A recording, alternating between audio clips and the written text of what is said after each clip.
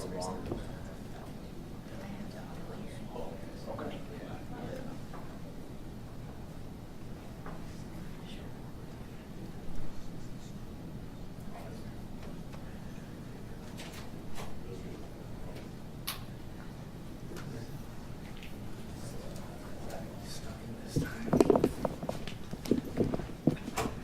You ready?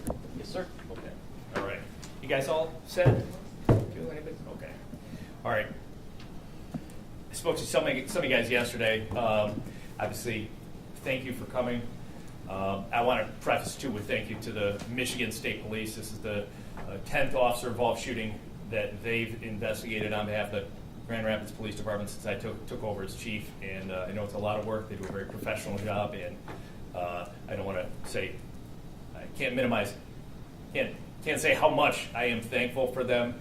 Their response yesterday was consistent with the professionalism.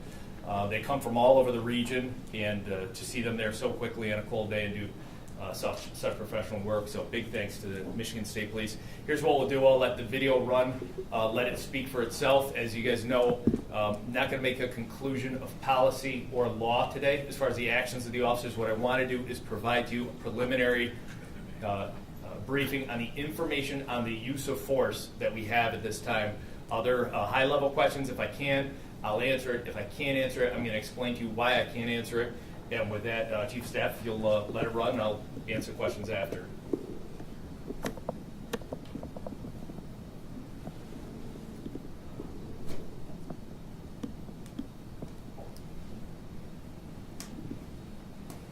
As I mentioned yesterday, this was not a traffic stop. This was an individual who was out on the street and was known to these officers. You will hear, or you won't hear, the individual's name because it's edited out at this point in time.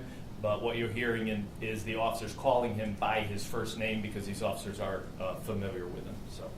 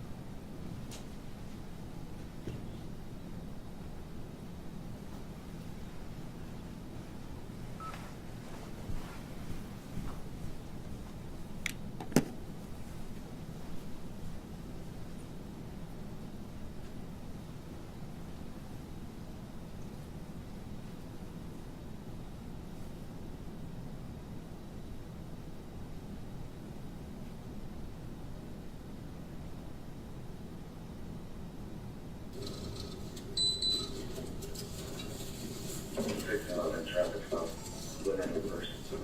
Here. Come here, everybody.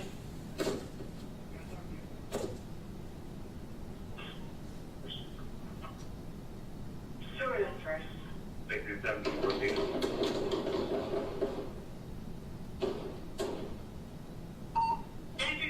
Shots fired.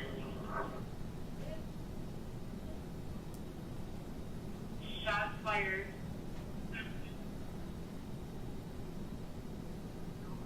Where they happen? Eastbound Adams from Blaine.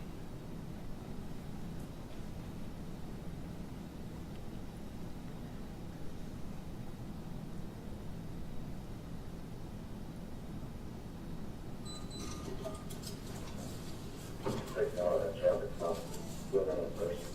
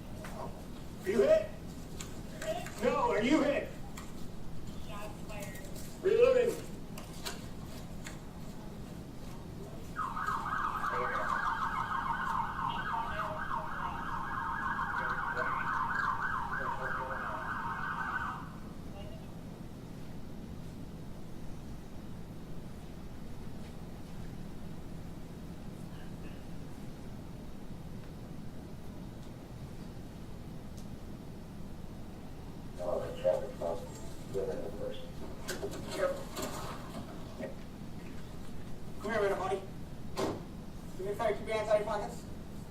Keep your hands out of your pocket. Come here.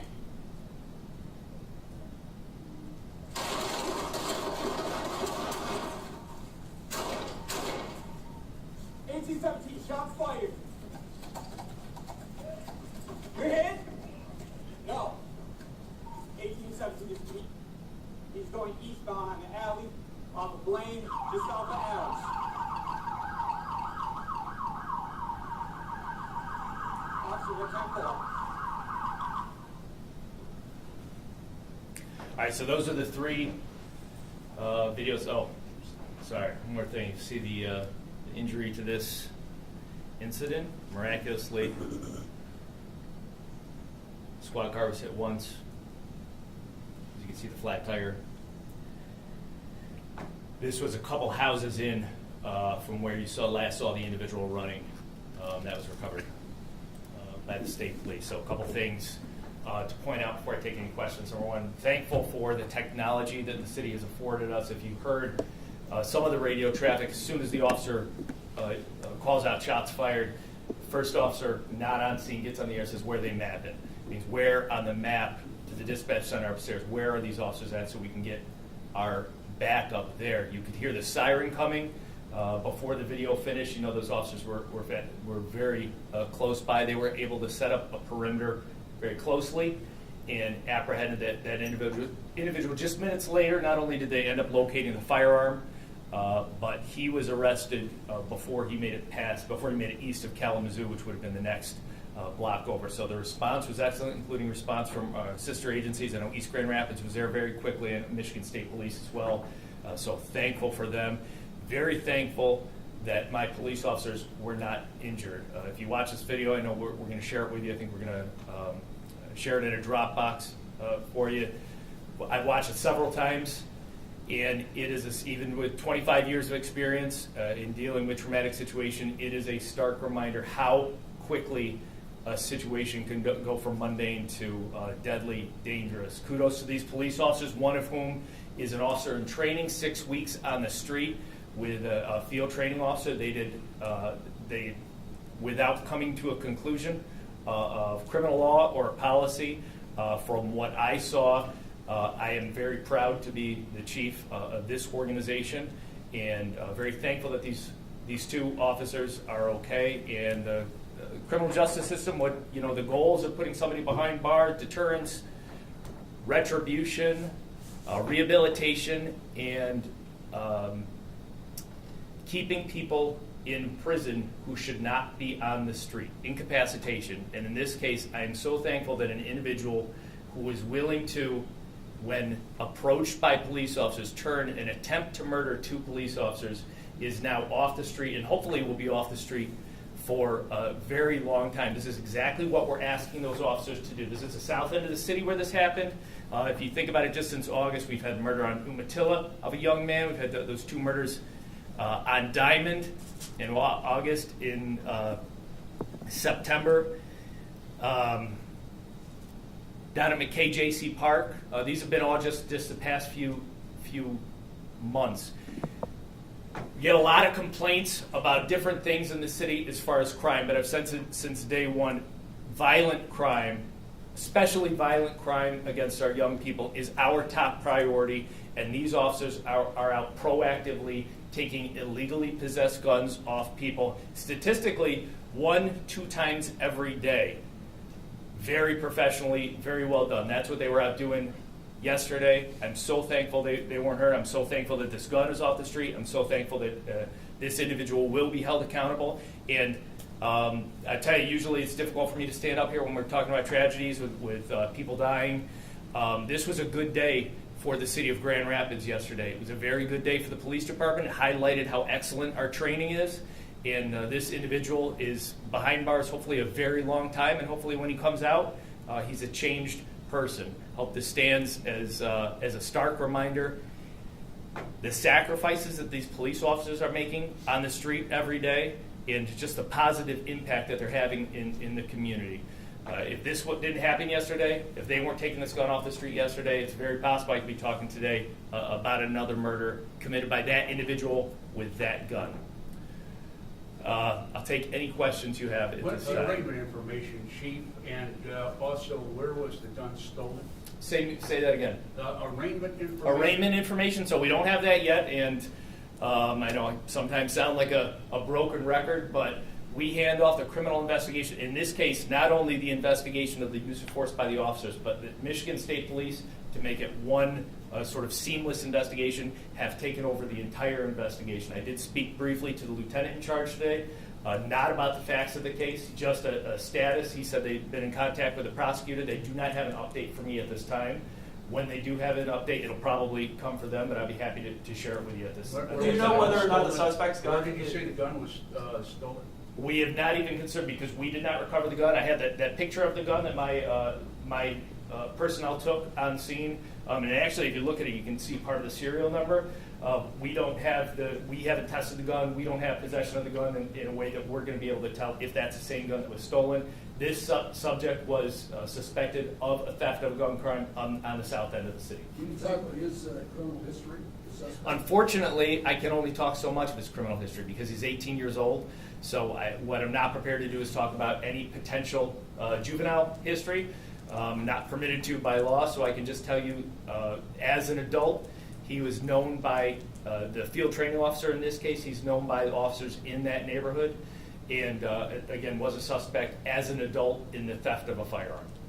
Do you know how many shots were fired in total, and if you could describe between the suspect and your officer? So preliminarily, and I didn't get the official round count from MSP, but from watching this video several times, this is what from my experience, it looks as though the offender fired 4 shots at the officers. One of the officers replied with 7 rounds, one replied with 2 rounds. Are you aware of any homes that were hit during this exchange of guns? I know at least one building was hit. I believe it was a residence that was hit. Thankfully, no individuals were injured. Hit you know by what- officers' bullets? Well, or it's by it's very possible. Yeah, it's very possible, but I don't know. Okay. Yeah. And for the body camera footage, if you don't mind, which one is a supervisor and which one is a trainee? In this case, the driver was in training. Okay. Yeah. And we didn't really get an idea from the video that we saw. We saw obviously the turnaround from your officer. Can you kind of give us an idea of what happened beforehand? I wish I could, and I know those are answers that are going to be asked and may have already been asked by the Michigan State Police for those facts.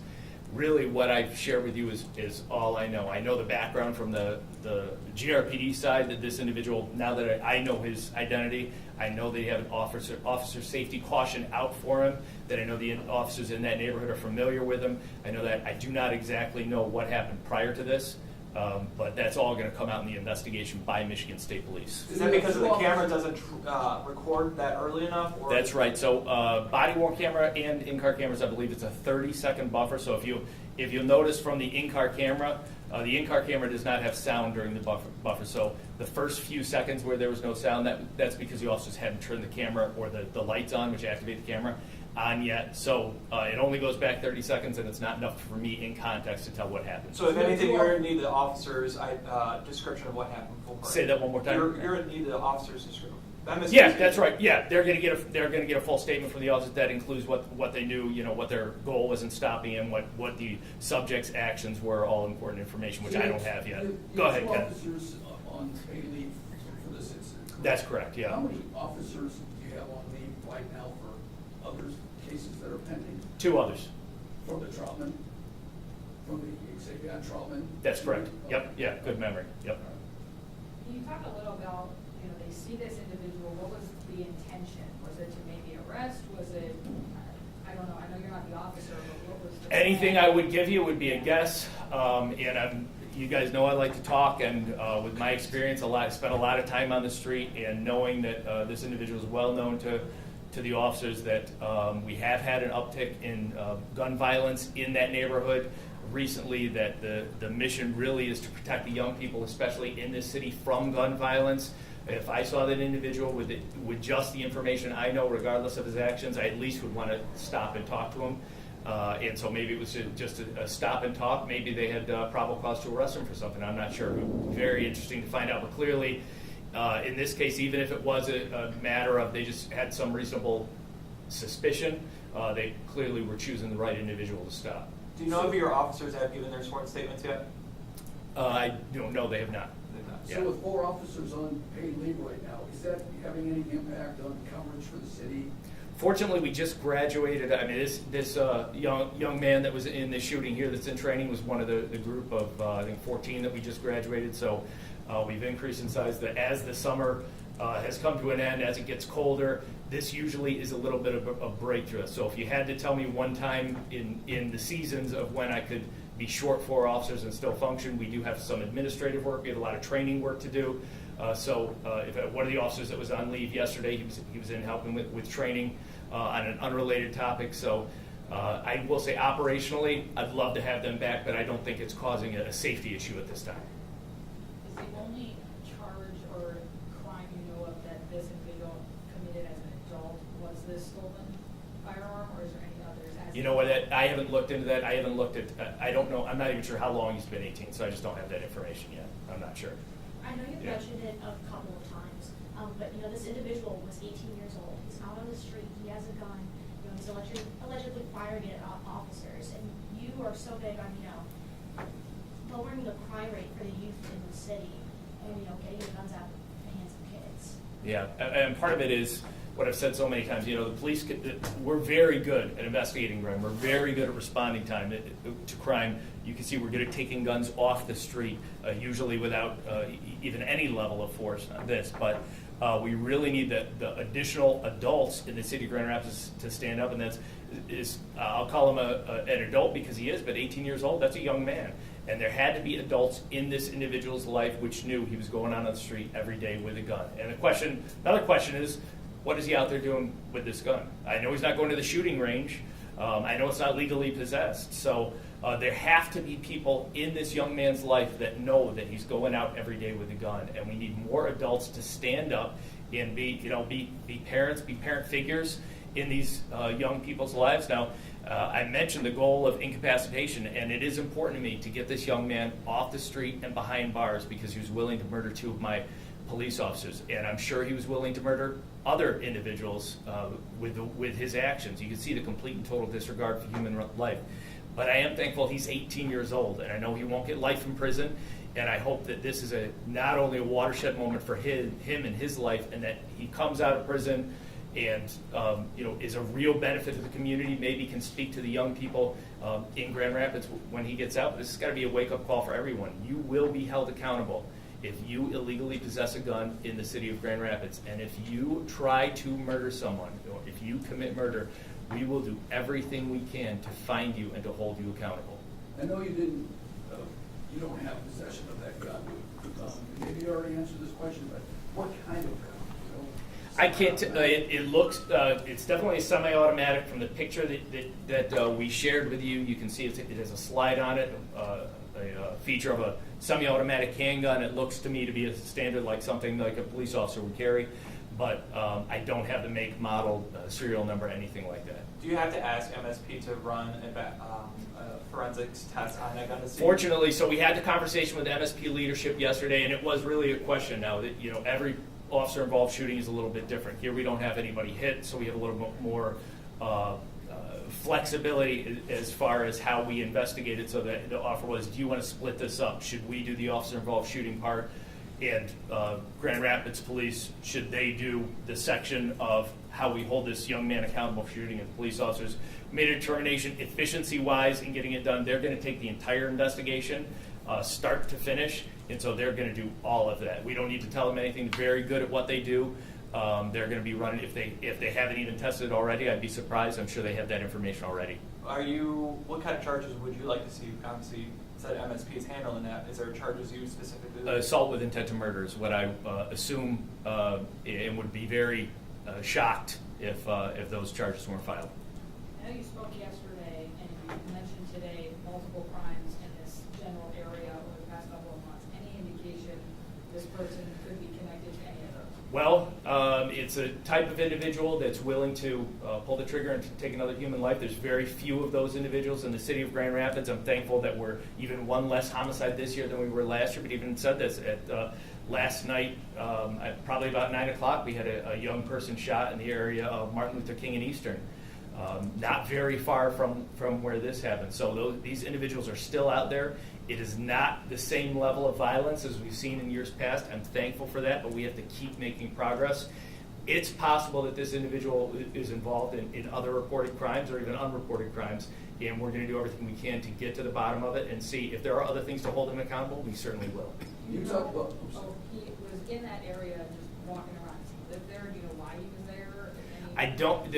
The only connection I know from my experience that he has to that area, I know that he frequents the area because I know that the police officers in that area are personally acquainted with him, literally on a first name basis.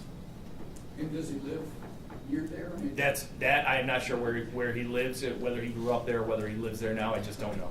And you would talk about seizing guns, getting guns off the street. Yep. You guys have any stats on how many guns you removed from the streets? I think it's over 400. Yeah, I can give you the up to date up till October. I can have Jen, whoever Jen is, I can have Jen send that out to you. I've been updating the Public Safety Committee every month. On average, last I looked, it was about 1.5 every single day of illegally possessed guns taken off the street. And that means, since we don't have press briefings like this very often, that means daily officers are apprehending individuals like this, illegally possessing guns, sometimes walking down the street in their waistband, safely getting them. And just from a police training and tactic point of view and how things have changed over the last 25 years, it is interesting for me when I watch this video to see how professional these officers were in their approach. You can see both officers exited the vehicle. They did not bum rush this young man. They did not run up to him. They did not try to tackle him. They did everything as safely and within the training that I like to see. This is night and day different from how it was 25 years ago when I was a police officer, and I think that's a testament to the safety that these officers now are unharmed. So thankful for that, but something that's changed quite a bit in policing in 25 years. Sounds like you're leaning towards saying this was totally justified. You're picking up on that. I'm not saying it, but I had two officers that were nearly murdered yesterday, and I tell you what, we would be having a very different press conference if one of my officers had been shot and killed. I would have a lot less grace for this young man who tried to kill him. I'm trying to keep the thoughts in my mind that I am a father, and I know that this young man has individuals who love him in his life. I really hope this is a watershed moment for him, that this is the time that he turns the corner, that he does good in his life from this point forward, because I would not be talking about forgiveness if one of my police officers was dead today. How are your two officers doing now, today, 24 hours later? Well, I'll tell you, I have not spoken to them today. I want to let them get rest. I know we have a great peer support system here. I came first to the scene. I came first to the station last night because I heard that they made it to the station before I could get to the scene. I stopped here. Michigan State Police were here with them, but they also had a large group of police officers that had been off duty that had come in to offer peer support services that were here with them. I was especially concerned about the young man who's one of our newest police officers, 6 weeks on the street. I sat with him, and I just had a frank conversation with him, and I just said, hey, how are you feeling? Do you still want to be a police officer? And fortunately, the answer yesterday was yes. I hope that answer is the same today. Can you talk one more time, just for clarification, a stolen gun, where was that stolen from? It was technically still. Yeah, well, so now that we've given the entire investigation over to MSP, I don't want to give non-public facts out. That could hinder any part of the investigation. That includes not only the shooting, but also the possession of that gun. So can't share it anymore, but I'm sure that played into the factor of the mindset of the officers. That's why I bring it up. But he was never actually charged with that, he was kind of just a suspect. Not at this time, yeah. But can you at least say, was it from an individual, from a home, from a shop? I will give you that. I believe that he is suspected in a firearm stolen from a residence. Okay. Yeah. Anybody else have anything? I want to thank you guys for coming and having this conversation, and I'm sure I'll talk to you guys very soon, hopefully about something very happy. But I do want to reiterate, this could have been a very tragic discussion today, and very thankful that the police officers are okay and that everyone else on the south end of town is okay there too. So thank you guys for coming.